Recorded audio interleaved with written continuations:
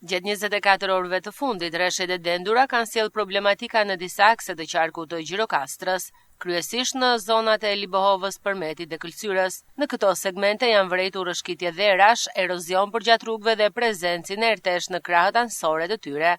Kishim probleme në rrugën hyrje të qytetit të Libohovës, si rezultati vërshimit të përenjve ka patur prurje ujore të mëdha edhe prurje inerte, depozitimet të ngurta në rrugë, të cilat me ndërhyrjen e kontraktorit janë pastruar, tani aktualisht rruga qarkullohet normalisht. Rasti dytë ka qenë aksi në Përmet Këlqyrku dhe aty kishim rrëshqitje masive të shpatit të rrugës në sasi të konsiderueshme, dhe mbas ndërhyrjes dua të theksoj se qarkullimi nuk ndërpre, rruga qarkulloi me një kalim.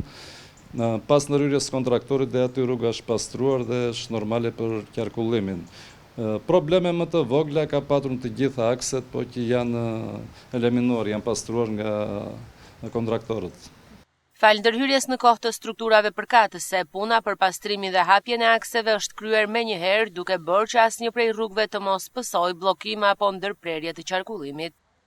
Jemi në gatishmëri, gjithë kontraktorët me mjete dhe fuqi punëtore janë të gatshëm 24 orë, ndërkohë presim edhe shtratin e lumit të Vjosës reagimin si dohet mbashkirave të mëdhaja për të parandaluar bllokimin e rrugëve në akset nacionale.